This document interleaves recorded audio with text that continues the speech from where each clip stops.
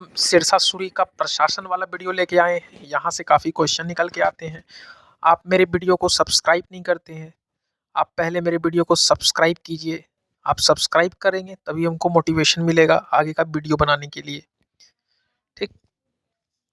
जैसे आज भी केंद्र सरकार आप देखते हैं, जो भी केंद्र सरकार है, तो केंद्र सरकार आज देखने को मिल रहा है। वैसे राजा के समय भी केंद्र सरकार हुआ करता था। राज्य सरकार भी राजा के समय होता था, केंद्र सरकार भी राजा के समय होता था। राजा के समय केंद्रीय प्रशासन का जो हेड होता था उसे हम सुल्तान कहते थे। आप सुल्तान कह लो या फिर राजा कह लो, उस वक्त सुल्तान राजा को कहा जाता था जो केंद्र सरकार का हेड होता था। अभी जैसे हमारी केंद्र सरकार के जो सबसे हेड हैं प्रधानमंत्री नरेंद्र मोदी, है ना। उस वक्त अभी मोदी के जगह पे उस वक्त कोई जो मेन जिसका साम्राज्य होता था, जैसे चंद्रगुप्त मौर्य, वो पूरा केंद्र केंद्र सत्ता पूरा भारत पे उसका रूल था। तो चंद्रगुप्त मौर्य मेन शासक था, अशोक मेन शासक था। आपका इधर जो पढ़ रहे हैं शेरशाह सूरी एक वक्त दिल्ली का गद्दी संभालने लगा था। तो शेरशाह सूरी भी एक तरह से केंद्रीय शासक बन चुका था। पूरा केंद्र पे सबसे मेन सबसे ऊंचा शक्तिशाली शासक के रूप में सुल्तान शेरशाह सूरी को देखा जा रहा था। तो इसी प्रकार से पहले प्रशासन में भी सुल्तान होता था। हालांकि जो व्यवस्था है जो सल्तनत कालीन से ही चलता आ रहा है, वैसा ही कुछ व्यवस्था शेरशाह सूरी में ही देखने को मिलता है। यह जो सुल्तान है, लगभग ये शेरशाह सूरी के समय में राजा को क्या कहा जाता था? सुल्तान। जिसमें साम्राज्य के संपूर्ण व्यवस्था इनके ही अंदर रहता था। हालांकि टोटल व्यवस्था जो है, अगर आप टोटल व्यवस्था देखोगे तो शेरशाह सूरी के ही हाथ में था। मतलब शेरशाह सूरी के बिना सिग्नेचर के, बिना शेरशाह सूरी के इजाजत के कोई काम होता नहीं था। जो राजा शेर खान था, शेरशाह सूरी था, शेरशाह सूरी के ही सहायता से पूरा शासन चलता था। अलग अलग जितने भी बड़े बड़े अधिकारी थे सब शेरशाह सूरी के अंदर थे। शेरशाह सूरी को शासन चलाने में 4 विभाग बनाए शेरशाह सूरी। शेरशाह सूरी जब अपना शासन चलाते थे तो 4 विभाग बनाए और साम्राज्य के अलग अलग मंत्री के अंदर एक एक विभाग होता था।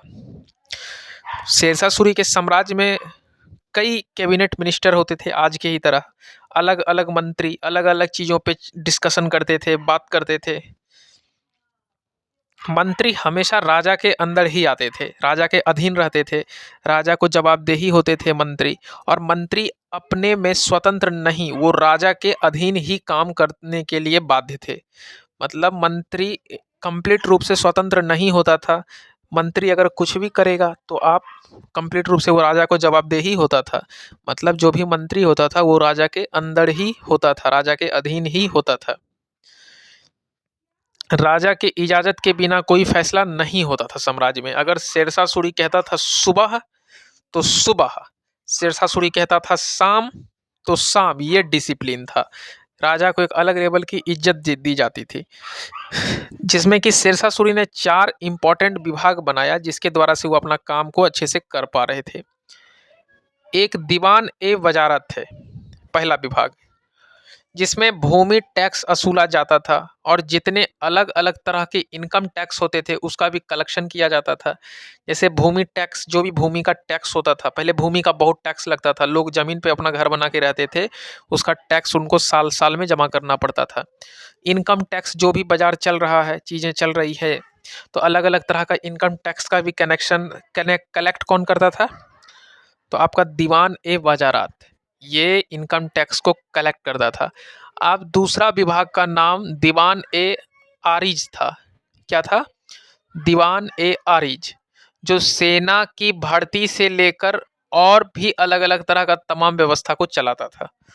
ये आरिज, देखिए आरिज वर्ड से याद रख सकते हैं, आरी पत्ती सेना ही रखेगा ना। तो दीवान ए आरिज आप याद रखिएगा। दीवान ए वजारत, वजारत से बाजार में टैक्स कलेक्ट होता था, तो वजारत से आप टैक्स वसूला जाता था, इनकम टैक्स, तो उसे याद कर सकते हैं। दीवान ए आरिज है तो आरी पत्ती से याद रख सकते हैं, आरी पत्ती कौन रखेगा? सेना लोग ही रखेगा। तो आरिज में जो सेना की भर्ती से लेकर और भी सेना का तमाम व्यवस्था के लिए बनाया गया था। हालांकि जो टोटल सेना के मुख्य सेनापति थे वो स्वयं राजा ही थे, क्योंकि सेना अगर किसके अंदर था तो वो राजा के ही अंदर होता था। लेकिन दीवान ए आरिज के जो मंत्री हुआ करते थे वो सेनापति होते थे, जो मेन दीवाने आरिज को चलाते थे। उसमें बहुत हजारों संख्या में सेना होता था, घोड़ा होता था, हाथी होता था, सब कुछ का अंदर जो भी सेना के अंदर चीज़ें हो सब कुछ का ख्याल रखा जाता था। सेना को सैलरी देना समय पे, सेना का खान पान का ध्यान रखना, सेना का वस्त्र का ध्यान रखना, सेना का हथियार का ध्यान रखना, जो भी चीज़ है सेना रिलेटेड सब दीवान ए आरिज विभाग करती थी। सेना का टोटल काम A to Z। ठीक। टोटल सेना का मुख्य सेनापति कौन था? स्वयं राजा ही खुद होता था। और तीसरा विभाग बनाए थे शेरशाह सूरी, दीवान ए रसालत।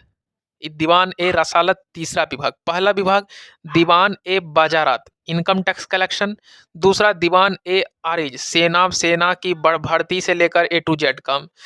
तीसरा विभाग दीवान ए रसालत, जिसमें ये था कि जो पड़ोसी देश के साथ कैसा संबंध रखा जाए, जो पड़ोसी हमारा राज्य है, राजपूत है, उससे कैसा संबंध रखा जाए, कैसे उस पर प्रहार किया जाए, किस प्रकार का संबंध होना चाहिए, इस तरह का संबंध होता था सेना के साथ। जो भी पड़ोसी देश है कैसा संबंध रखा जाए।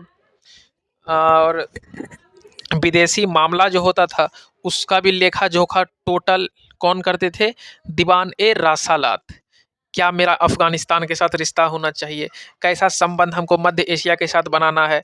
अभी भी नरेंद्र मोदी के समय देखिएगा कि आपका एक अलग लेवल का आपका होता है वो विदेश मंत्री। अभी भी नरेंद्र मोदी का देखिएगा एक अलग लेवल का विदेश मंत्री होता है। और फोर्थ जो है वो दीवान ए ईसा, ये दीवाने ईसा चौथा विभाग था। दीवान ए रसालत विदेशी से कनेक्शन रखता था, पूरा विदेश से संबंध कैसा रखना है, विदेशी को लूटना है, विदेशी को हेल्प करना है, विदेशी को बुलाना है गेस्ट बना करके भारत में, ये टोटल दीवान ए रसालत संभालता था।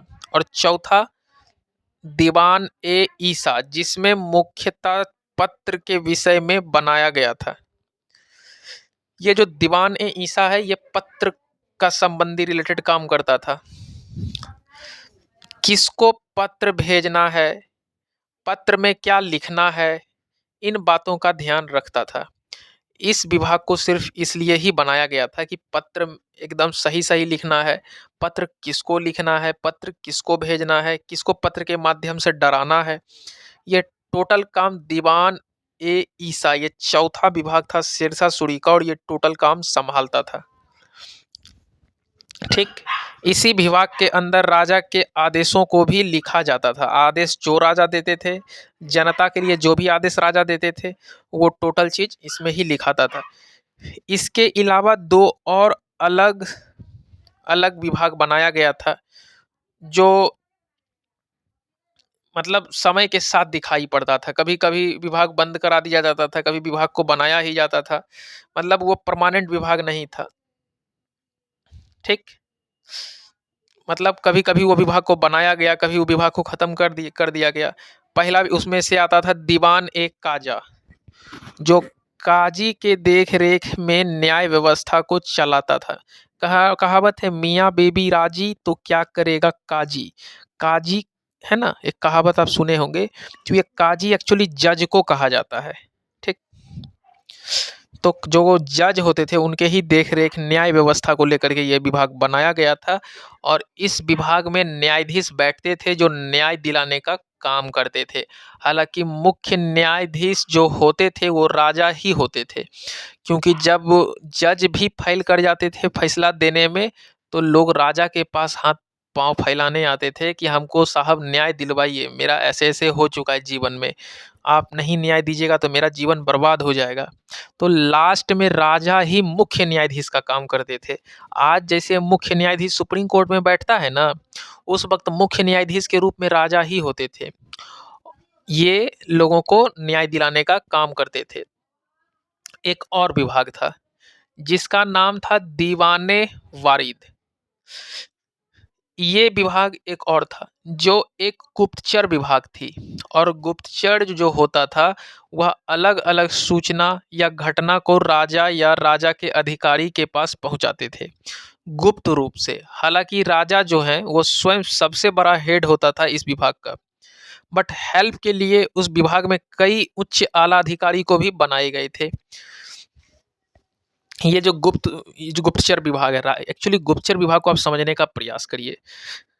राजा के अगेंस्ट में कहीं कुछ प्लानिंग तो नहीं बन रहा है, लोग राजा को मारने के लिए तो प्लानिंग नहीं कर रहे हैं। ये गुप्त विभाग मार्केट में घूमता था और राजा के बारे में चुपचाप लोगों के तरह, लोगों के जैसा ही बोल बोल के मुंह से उगलवाता था कि राजा के लिए लोग सोचते क्या हैं। यदि गुप्तचर विभाग कुछ प्लानिंग पता कर लेता था तो वो राजा को बोल देता था, और राजा तुरंत वो उसको एक्शन लेते थे, मतलब राजा तुरंत भंडाफोड़ कर देते थे।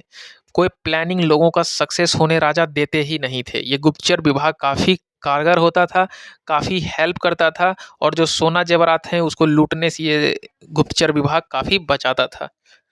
इस विभाग में भी अलग अलग उच्च उच्च आला अधिकारी देखने को मिले हैं, लेकिन जो सबसे मुख्य अधिकारी होते थे हर एक विभाग का वो स्वयं राजा ही होते थे। अब हम लोग को देखना है प्रांतीय शासन व्यवस्था, कि एक्चुअली प्रांत में शासन कैसे चलता था। प्रांत में शासन कैसे चलता था, ये सबसे इम्पोर्टेंट क्वेश्चन हो जाता है। अगर आप बीपीएससी का मेंस लिख रहे हो, यूपीएससी का मेंस लिख रहे हो, तो शासन व्यवस्था से मेंस में हिस्ट्री में खासकर काफ़ी क्वेश्चन बन सकता है। एक्सप्लेन पूछ सकता है कि शेरशाह सूरी के पूरा जो भी शासन व्यवस्था उसको एक्सप्लेन कीजिए। शेरशाह सूरी के साम्राज्य जो था वो बहुत ज़्यादा ही बड़ा था, जिसमें वह प्रांत बनाया था, प्रांत के अंदर सूबा, सूबा के अंदर एकता, इस तरह से बटा हुआ था। आज का आप देख लीजिए, पहले होता है हमारा भारत, भारत में बहुत सारा राज्य, राज्य के अंदर बहुत सारा डिस्ट्रिक्ट, और डिस्ट्रिक्ट के अंदर बहुत ज़्यादा छोटा छोटा गांव, गांव के अंदर मोहल्ला, मोहल्ला के अंदर टोला, इस तरह से बनाया जाता है ना। अभी अभी जो चल रहा है, अभी हम लोग क्या है, चित्रगुप्त नगर, राजेंद्र नगर में रह रहे हैं, या फिर समीर नगर में अभी हम लोग रह रहे हैं। तो हम लोगों का नगर हो गया। एक्चुअली ये पड़ता कहाँ है, खगड़िया में। खगड़िया कहाँ पड़ता है, बिहार में। बिहार कहाँ पड़ता है, भारत में। तो ये इस प्रकार से राजा का भी साम्राज्य में जो शासन व्यवस्था है वो कई टुकड़ों में बटा हुआ था। जो सबसे बड़ा होता था वो प्रांत होता था, उससे छोटा सूबा होता था, उससे छोटा एकता होता था। कई अलग अलग टुकड़े में प्रांत टूटा हुआ था, ताकि जो राजा होते थे वह जनता तक पहुंच पाए। आप समझिए कि गांव के जनता को राजा तक बात पहुंचाना है, तो पहले वो अपने अधिकारी को पहुंचाता था, वो अधिकारी बात को आगे पहुंचाते थे, फिर वो बात को आगे राजा तक पहुंचाया जाता था, है ना। आज भी तो कुछ ऐसा है, जैसे अभी हम हैं और हमको कुछ प्रॉब्लम हो जाए, हम नरेंद्र मोदी से डायरेक्ट बात नहीं कर पाएंगे। जैसे हमको कुछ हो जाए कि हमारे हमारे शहर में है ना गाछ वृक्ष लगवाना चाहिए, तो ये बात हम डायरेक्ट दिल्ली में जाके नरेंद्र मोदी से बोलेंगे नहीं। ये बात हम सबसे पहले अपने जिला के जो भी अधिकारी हैं उनसे बात करेंगे, वो बात को आगे पहुंचाएंगे, फिर वो बात को नेता तक पहुंचाएंगे, नेता इस बात को बिहार में ही बात करेंगे, बिहार में भी इस पर काम नहीं बनेगा, तब बात दिल्ली जाएगा, है ना। कुछ इतिहासकार कहते हैं शेरशाह सूरी के साम्राज्य सूबे में नहीं बटा हुआ था, डायरेक्ट जिला में बांटा गया। कुछ इतिहासकार का यह दावा है कि जो शेरशाह सूरी का साम्राज्य है वो सूबे में नहीं बटा हुआ था, डायरेक्ट जिला में बटा हुआ था।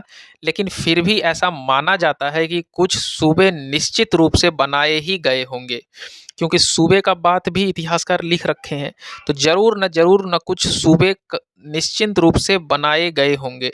हालांकि देखा जाए तो सूबे थोड़ा जिला से बड़ा होता है, ठीक, जिन्हें प्रांत के रूप में देखा जाता है। मतलब समझिए सूबा मतलब पूरा बिहार, पूरा बिहार को हम सूबा कह सकते हैं, प्रांत के रूप में देखा जा सकता है।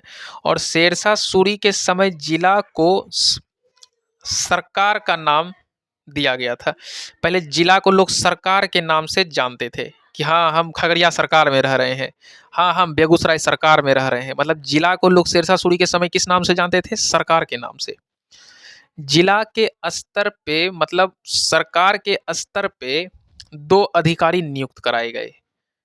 पहला अधिकारी कौन होते थे, सिकंदर, क्या नाम था शायद, सिकंदर ए सिकंदरा, ये एक अधिकारी होते थे। ये एक सैनिक अधिकारी होते थे। सेना के देखरेख अभियान की देखरेख के लिए जिला के स्तर पर नियुक्त किए गए हुए थे। दूसरा अधिकारी होते थे मुंसिफ ए मुंसिफा। ये भी एक अलग लेवल का अधिकारी होता था। ये एक अधिकारी जो होते थे वो जिले के स्तर पे तो जरूर होते थे और उसका काम होता था न्याय व्यवस्था को चलाना। मुंसिफ ए मुंसिफा मतलब जिला में जो भी न्याय कोर्ट कचहरी का जितना भी रिलेटेड काम था, न्याय दिलाने का काम, ये जो विभाग था मुंसिफ ए मुंसिफा, ये जो अधिकारी होता था वही इस चीज को संचालित करने का काम, चलाने का काम करता था। आप एक चीज ध्यान में रखिए कि न्याय व्यवस्था को देखने के लिए अलग अलग तरह का विभाग को जरूर बनाया गया था और एक शांतिपूर्वक व्यवस्था शेरशाह सूरी के काल में चल रही थी। सबसे पहले पूरा शेरशाह सूरी का साम्राज्य था, फिर साम्राज्य प्रांत या फिर सूबा में बटा हुआ था। आप प्रांत भी कह लो या फिर सूबा भी कह लो। फिर जो देखिए पहले पूरा साम्राज्य, साम्राज्य मतलब पूरा भारत, भारत से छोटा प्रांत, प्रांत का मतलब राज्य, मतलब सूबा कह लो। और जो राज्य होता था मतलब जो प्रांत होता था या फिर सूबा होता था, उसके अंदर आता था सरकार या फिर उसको जिला भी कह लो। जिला के अंदर आता था परगन्ना और परगन्ना के अंदर जो गांव होते थे वो सबसे छोटी इकाई होते थे ये प्रशासन क्षेत्र का, है ना। अभी भी जो भी सबसे छोटी इकाई होते हैं प्रशासन क्षेत्र का वो गांव ही माने जाते हैं। तो शेरशाह सूरी के समय भी सबसे छोटा क्या हुआ करता था, गांव, गांव से बड़ा परगन्ना, परगन्ना से बड़ा जिला, जिला से बड़ा प्रांत या फिर सूबा और उससे बड़ा साम्राज्य। सबसे छोटा गांव, गांव से बड़ा परगन्ना, परगन्ना को भी आप जैसे ब्लॉक स्तर पे डिवाइड किया हुआ है, खगड़िया नहीं डिवाइड है, जैसे खगड़िया में देख सकते हैं बेलदौर है ना। इस प्रकार से खगड़िया सदर है, उधर हो गया गोगड़ी जमालपुर है, ये सब अलग अलग प्रखंड हो गया ना, तो यही सब परगन्ना आप कह सकते हो। सब गोगड़ी जमालपुर हो गया, बेलदौर हो गया, ये सभी आपका किसके अंदर आ जाता है, खगड़िया के ही अंदर आ जाता है। तो खगड़िया क्या हो गया, जिला हो गया, और जिला के अंदर परगन्ना, और परगन्ना के अंदर छोटे छोटे गांव होते थे। सबसे पहले साम्राज्य, साम्राज्य के बाद प्रांत या फिर सूबा, और प्रांत या सूबा के बाद होते थे सरकार, जिसे हम जिला भी कहते थे, और सरकार के नीचे आते थे परगन्ना, और परगन्ना के नीचे आते थे गांव, जो सबसे छोटी इकाई होती थी प्रशासन की। यहाँ से बहुत सारे क्वेश्चन आपका बीपीएससी में, प्रीलिम्स में, और बहुत ज़्यादा आपको बेनिफिट करेगा मेंस में। परगन्ना को समझो जैसे आज ब्लॉक या अंचल हो गया, उसी तरह परगन्ना होता था।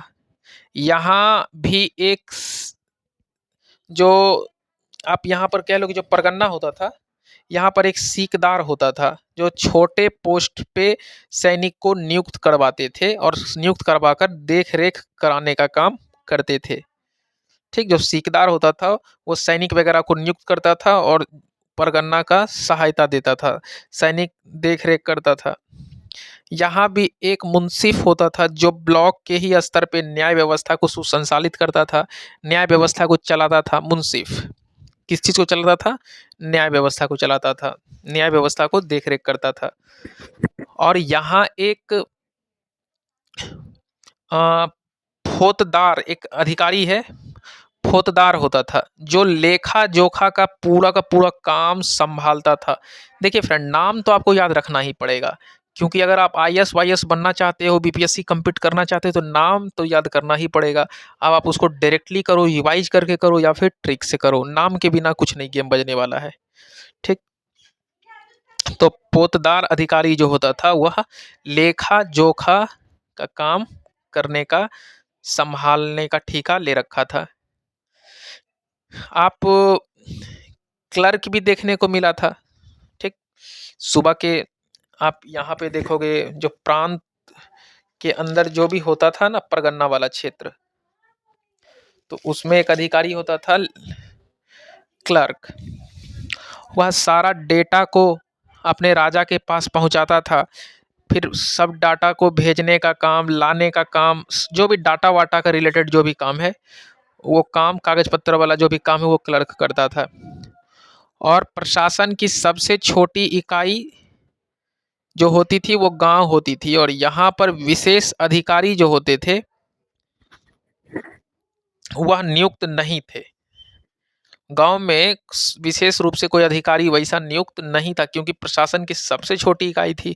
वहाँ गांव का पॉपुलेशन भी बहुत कम होता था। इस स्तर पे राजा को लगता था कि अगर हम अधिकारी को नियुक्त नहीं भी करेंगे तो कोई बात नहीं, ठीक।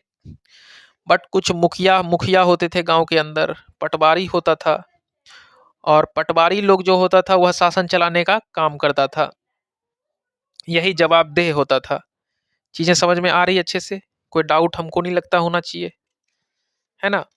प्रशासन तंत्र का वीडियो है शेरशाह सूरी का, काफी इंटरेस्टेड चैप्टर है, और यहाँ से भी कई सवाल निकल के आता था। गांव में कोई विशेष रूप से अधिकारी नहीं, लेकिन गांव में मुखिया वगैरह जरूर होता था, गांव को देखरेख करने के लिए, न्याय व्यवस्था को चलाने के लिए, है ना। आप मुखिया कह लीजिए, पटवारी कह लीजिए, ये सब गांव में होता था शासन वासन को चलाने के लिए। अरे फ्रेंड, बिल्कुल आज जैसा व्यवस्था चल रहा है ना, बस वैसा ही पहले भी था। आज हो गया है इंग्लिश में नाम, चीफ मिनिस्टर कह लीजिए, आज आप कह लीजिए प्राइम मिनिस्टर। थोड़ा सा हम लोग इंग्लिश बोलने लगे हैं और संविधान को बीच में घुसा लिए हैं। पहले भी ऐसा ही था। अब संविधान बन चुका है, पहले हर एक राजा अपना अपना रूल बनाता था। अब एक ही रूल पे चल रहा है भारत कई 75-80 साल से, लेकिन पहले रूल अपना राजा बनाता था, ऐसा ही कुछ था डिफरेंट। चलिए हम लोग अब पढ़ते हैं शेरशाह सूरी के काल में कैसे अर्थव्यवस्था था, कैसा अर्थव्यवस्था शेरशाह सूरी के काल में हुआ करता था। शेरशाह सूरी जो होते थे उनके काल में जो भी एडमिनिस्ट्रेटिव व्यवस्था था, प्रशासनिक व्यवस्था था, वो कोई खास व्यवस्था नहीं था, कोई नया नहीं था। जैसे दिल्ली सल्तनत का इतिहास पढ़े थे, गुलाम वंश, खिलजी वंश, लोधी वंश, तुगलक वंश, सैयद वंश, जो भी 4-5 वंश आप देखे थे सल्तनत काल में, ठीक वैसा ही सेम था। मतलब कोई वैसा चेंज नहीं था। अफगान मुसलमान आपका सल्तनत काल में भी थे, अफगान मुसलमान आपका यहाँ भी हैं शेरशाह सूरी वाले काल में, सूरवंश में। तो कोई वैसा डिफरेंस नहीं था। जो चाल चलन उसका था, जो शासन करने का तौर तरीका दिल्ली सल्तनत वाले राजा का था, ठीक वैसा ही शेरशाह सूरी का है, वैसा कुछ चेंज नहीं है, सेम सेम वैसा ही था। सोचिए लोधी जो था वो मुगल से पराजित होकर अपने सारे एडमिनिस्ट्रेटिव व्यवस्था से हाथ धो बैठा, और मुगल ने शासन अपने अकॉर्डिंग चलाने का क्या करा, प्रयास किया। दिल्ली सल्तनत जो था, दिल्ली सल्तनत जो कर वर असूलता था, टैक्स असूलता था, वह एकदम जो था शेरशाह सूरी के टैक्स के ही तरह असूलता था, ठीक ना। दिल्ली सल्तनत का जो शासन करने का तरीका था, रूल्स एंड रेगुलेशन चलाने का तरीका था, वह बिल्कुल शेरशाह सूरी के ही तरह था, क्योंकि दोनों ही अफगान मुसलमान थे। मुगल का भाई साहब थोड़ा हटके था, मुगल तुर्क मुसलमान थे, तुर्किस्तान से आए थे। एक चीज याद रखिएगा कि यहाँ पे हम देखते हैं शेरशाह सूरी के समय जो कहानी हो रहा था, शेरशाह सूरी के समय, तो शेरशाह सूरी के समय जो कहानी था, आप शेरशाह सूरी के पहले देखिए तो मुगल आ रखे थे। लोधी वंश को हरा के कौन आए थे, मुगल। इब्राहिम लोधी को बैटल ऑफ पानीपत वर्ष 1526 में ही पराजित कर दिए थे। इब्राहिम लोधी हार गया था और जीता था कौन, बाबर। तो मुगल आ गया था। जब मुगल भारत में आया था बाबर के ही समय, तो प्रशासनिक व्यवस्था कुछ अलग ही लेवल का था। समझिए 1526 में बाबर आया था और 1540 तक लगातार मुगल वंश भारत के गद्दी पे शासन किया। महज 14 साल, 4 साल उसका बाप बाबर किया, फिर 10 साल उसका बेटा हुमायूं किया। तो समझिए मुगल का जो शासन चलाने का तौर तरीका था वह बिल्कुल अलग था, किससे, शेरशाह सूरी से।